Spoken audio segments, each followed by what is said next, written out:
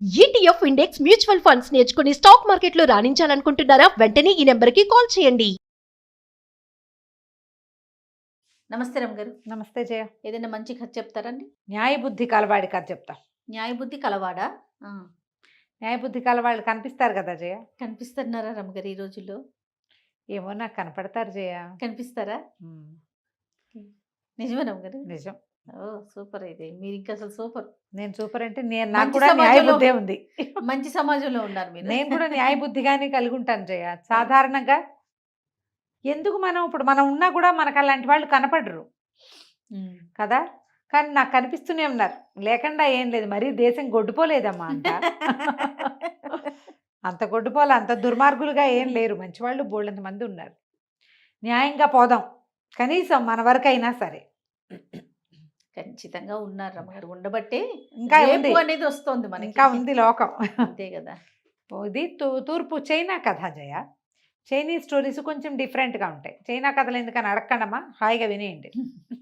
తూర్పు చైనాలో ఒక వ్యాపారస్తుడు ఉండేవాడట. ఆయనకి నూలు వ్యాపారం, అంటే మనం ఏమంటారు నూలు అంటే ఏమనాలి దాన్ని, నేత పనికి, నేత పని. క్లాత్కి గుడ్డ కావాల్సినటువంటి ఆ నూలుని అమ్మేవాడు అతను. మంచి వ్యాపారం, పెద్ద కొట్టు ఉండేది, దుకాణం బ్రహ్మాండంగా ఉండేది.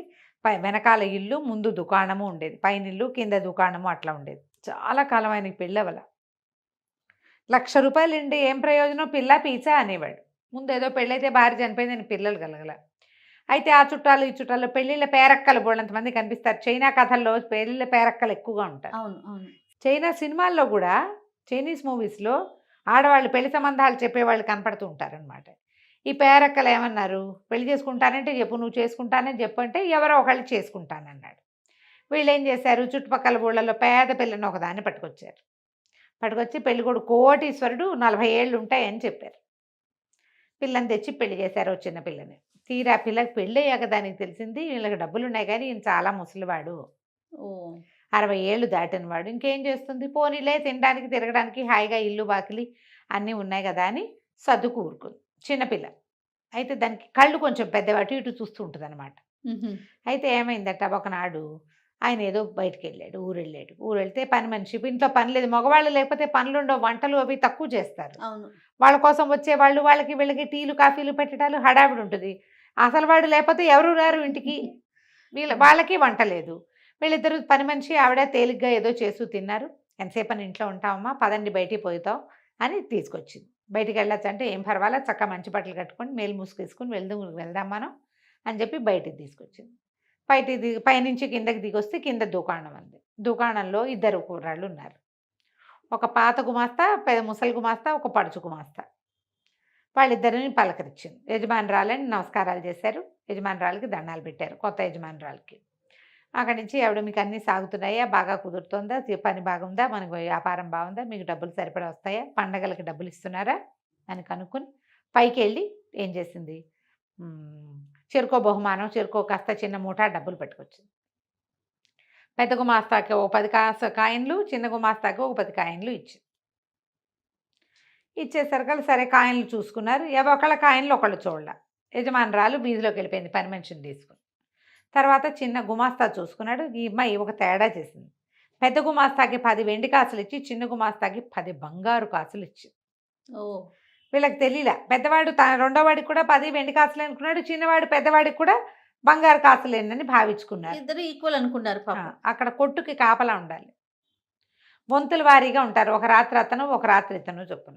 ఆ రాత్రి చిన్న గుమస్తాది వంతు, చాంగ్ వాడి పేరు. చాంగ్ రాత్రికి పడుకుంటే, అది పడుకునే టైంకి పని మనిషి వచ్చి తలుపు కొట్టేసరికి మరి ఏమిటి అంటే, పని మనిషి వచ్చి, నువ్వేమిటి రెస్ట్ తీసుకుంటున్నావా, ఇంటికి వెళ్తున్నావా, అదా ఇదా అని అడిగింది. అడిగితే ఈ టైంలో ఎందుకు వచ్చావు, నీకు ఇక్కడ ఏం పని అన్నాడు. చిన్న యజమానురాలు, కొత్త యజమానురాలు నీకు ఇది ఇవ్వమంది అని చెప్పేసి ఒక మూట భుజం మీద నుంచి దించి చేతిలో పెట్టింది. బట్టలు ఉన్నాయి మీ అమ్మకి నీకు ఇద్దరికి. అసలు సంగతి మర్చిపోయానని బట్టలు చాటించి ఒక వీసే బరువున్న వెండి ముద్దని చేతిలో పెట్టింది. నీకు బహుమతి ఇవ్వమన్నారండి. వీడు తెల్లబోయాడు. రాత్రే నిన్న సాయంత్రమే ఈవిడ సాయంకాలము 10 కాసులు ఇచ్చింది, బంగారు కాసులు. ఈ అర్ధరాత్రి పూట ఈ బంగారం, ఈ వెండి సామాను, ఇవి బట్టలు పంపించడంలో ఆవిడ ఉద్దేశం ఏమిటో ఇతనికి అర్థం కాలే. పొద్దున్నే లేచి దుకాణం తాళం తీసి ఈ సామాన్లు మోసుకుని ఇంటికి తీసుకుపోయాడు. వాళ్ళ అమ్మకి చూపించాడు. అమ్మ మాట చాలా వింటాడు చాంగ్. వాళ్ళ నాన్న కూడా నూలు వ్యాపారం చేసేవాడు. ఆయన చనిపోయేసరికల్లా ఈ పిల్లాడికి వ్యాపారపు దక్షత లేక ఈయన దగ్గర చేరాడు, ఈ వ్యాపారస్తుడి దగ్గర. వాళ్ళ అమ్మ ఇవన్నీ చూసి, ఏమిట్రా ఇవన్నీ ఎవరిచ్చారా నీకు? వెండి బంగారాలు ఇవ్వటం ఏమిట్రా పనివాడికి? ఈ బట్టలేమిటి ఇంత మూట? ఓ వస్త్రం ఇస్తారు, నీ కోరడజన్ జతలు నా కోరడజన్ జతలు ఇప్పించింది ఏమిటి? ఎందుకు ఇచ్చింది? ఎంత వయసురా ఆవిడికి? చాలా చిన్నదమ్మా అన్నాడు. వెళ్ళొద్దు నువ్వు అక్కడికి, ఇదేదో ట్రాప్, నువ్వు చాలా ఇబ్బందుల్లో పడతావు నాయన, నమ్మక ద్రోహం అయిపోతుంది, ఈ ఆడపిల్లల్ని నమ్మకూడదు, నువ్వు మాత్రం వెళ్ళడానికి వీల్లేదంట. పనికి వెళ్ళలా వీడు. మధ్యాహ్నానికి పెద్దగా మస్తా కేకేశాడు. ఏమమ్మా ఏడి మీ పిల్లవాడంటే, మా వాడికి విపరీతంగా జలుబు చేసింది, లేచేలాగా లేడు, చాలా జ్వరంగా కూడా ఉంది, ఇప్పుడు పంపనంది. రోజు కబుర్లు వచ్చేవి, ఏదో ఒకటి చెప్పేది కానీ వెళ్ళనిచ్చేది కాదు. నువ్వు వెళ్ళొద్దు అంతే. వెళ్ళకుండా ఊరుకున్నాడు. ఊరుకున్నాక క్రమంగా రోజులు గడిచినాయి. వాళ్ళు మొదట 10 రోజులు కబురు చేశారు. పని మనిషి కూడా వచ్చేది. జ్వరం అని, కాళ్ళ నొప్పులని, వాడిని చూస్తే నీకు అంటుకుంటుందని వీళ్ళమ్మ కుర్రాన్ని ఎవరికంటా పండించేది కాదు. వాడు ఇంట్లోనే ఉండేవాడు. ఆవిడిచ్చిన 10 రూపాయలు ఖర్చు అయిపోయినాయి, వెండి ఖర్చు అయిపోయింది. కొన్నాళ్ళు ఎన్నాళ్ళు వస్తుంది అంతే. తిండి కూర్చుంటుంటే. సరే డబ్బులన్నీ అయిపోయాక ఏం చేయాలని ఆలోచించి, సరే వాళ్ళ అమ్మ అంది, నాయన నీ యజమాని సంగతి వదిలేసి నువ్వు అవేం చెయ్యొద్దు, మరి మీ నాన్న కూడా నూలు కుంకము అమ్మటం అని రాస్తారు ఆ కథలో. కుంకం అంటే బహుశా రంగు, కలర్స్. ఆ యజమాని దగ్గర పనిచేసేవాడు కదా ఒక ముసలాయన దగ్గర, అక్కడ కూడా నూలు రంగులే అమ్మేవాళ్ళు.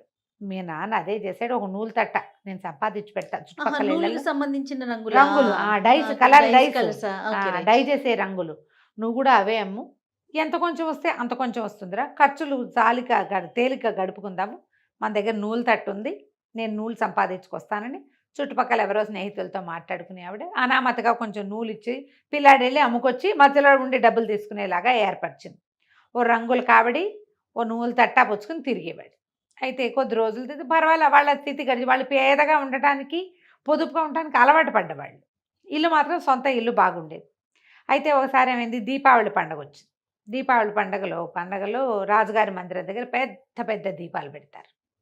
అయితే వాళ్ళ అమ్మంది, నువ్వురే ఆ దీపాల దగ్గరికి అక్కడికి ఇక్కడికి వెళ్ళవాక, ఒకవేళ వెళ్తే స్నేహితుడిని తోడు తీసుకెళ్ళాలి, ఒంటరిగా నువ్వు వెళ్ళకు, ఒంటరిగా రోడ్ల మీద పడి తిరగద్దు, ఎక్కడ ఏం ఇబ్బంది వస్తుందో అని.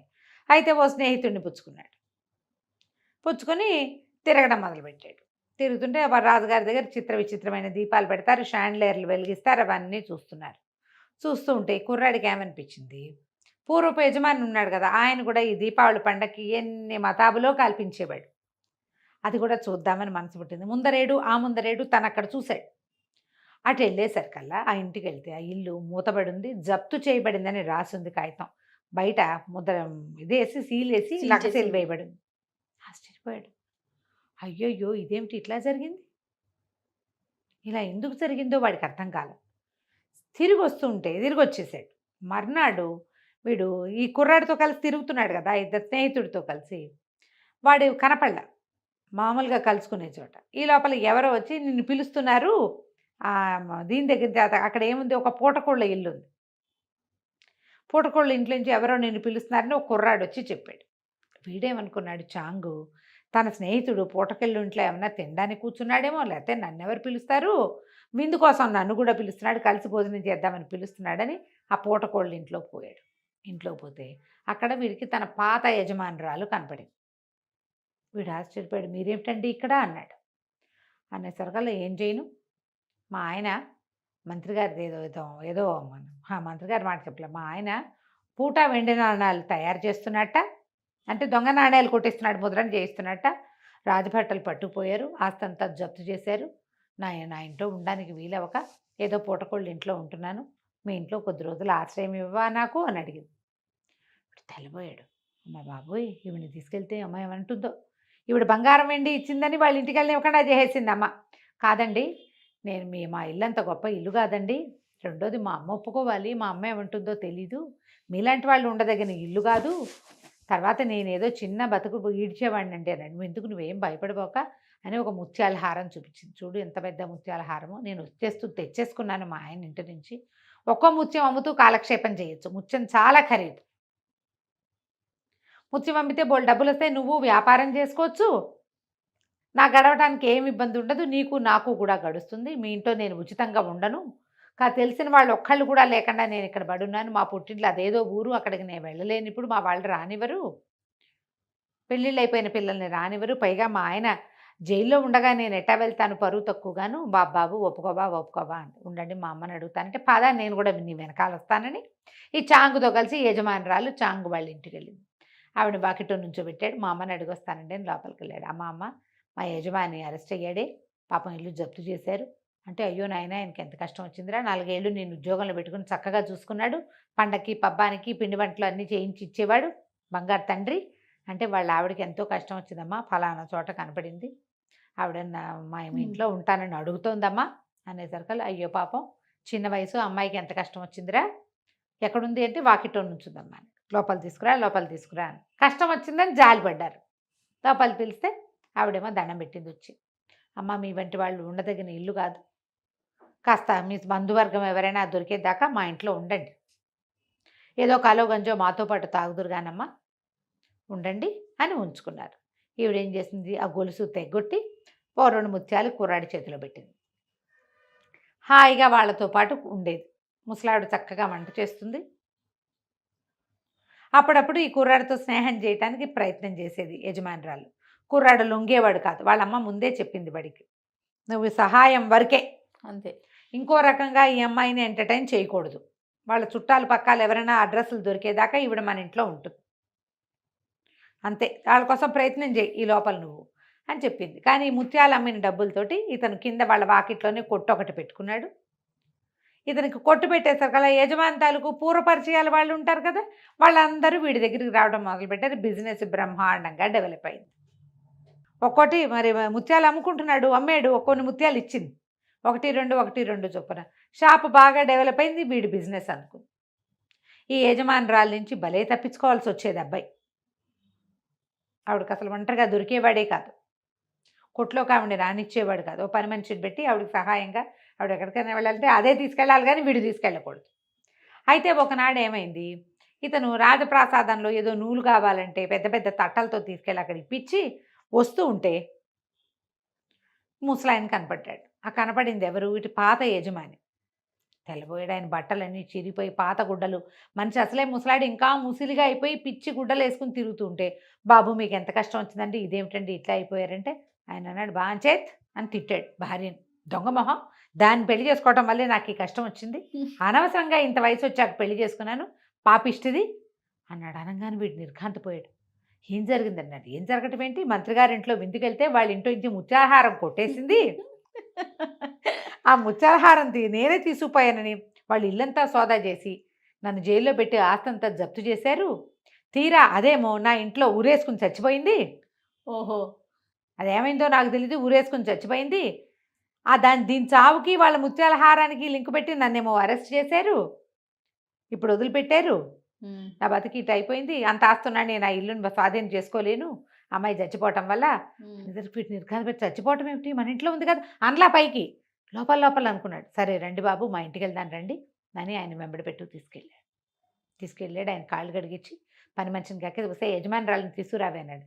ఇందాక దాకా ఇక్కడే ఉందండి, గంట క్రితం కనపడింది, ఇప్పుడు కనిపించట్లేదు అంటుంది అది. యజమానురాలు దయ్యం ఈ కుర్రాడు వెనకాల పడింది. అమ్మో, అయితే చచ్చిపోవటం నిజమే, చచ్చిపోయింది అది, చచ్చిపోయి ఆ ముత్యాలహారం పుచ్చుకుని వీడి దగ్గరకు వచ్చింది. ఓకే, బాగుంది. అక్కడి నుంచి వీడు తెల్లపోయాడు. అమ్మ ఏమిటి అని వాళ్ళ అమ్మని చూస్తే, వాళ్ళ అమ్మ ఉండు ఆయన ఎవరినో పిలుస్తానని ఎవరినో పిలిచి ధూపం వేస్తే ఇక్కడ ఒక ఆత్మ తిరిగి వెళ్ళిందని చెప్పాడు వాడు. ఇతను ఏమనుకున్నాడు, కాదు యజమాని తన ఇంట్లోనే అట్ట పెట్టుకుని తను అమ్మేసిన ముత్యాలు ఉన్నాయి కదా, ఆల్రెడీ ముత్యాలు అమ్మాడు, వీడు సంపాదించుకుంటున్నాడు కదా, ఆ ముత్యాలని మళ్ళీ కొని ఈ ముత్యాలహారం తనకు దొరికిందని పుచ్చుకోమని ఆయన చేతిలో పెట్టాడు. ఈ ముత్యాలహారం మంత్రి గారింట్లో అపచెప్పంగానే వ్యాపారస్తుడు తాలూకు ఇంటికి ఉన్న సీల్ తీసేశారు. ఓకే, ఆయన దారిని ఆయన, చాంగు నువ్వు పెళ్లి చేసుకోరా, నీ పిల్లల్ని చూస్తూ నేను కాలక్షేపం చేస్తాను, నువ్వు నేను కలిసి వ్యాపారం చేసుకుందామని ఆ కొట్టు ఈ కొట్టు 2 కలిపి పెద్ద కొట్టు ఏర్పాటు చేసి, తర్వాత కాలంలో న్యాయబుద్ధి కలిగిన ఈ చాంగుకి ఆ యజమాని ఆస్తంతా దక్కలపడింది. తర్వాత కాలం బాగుంది.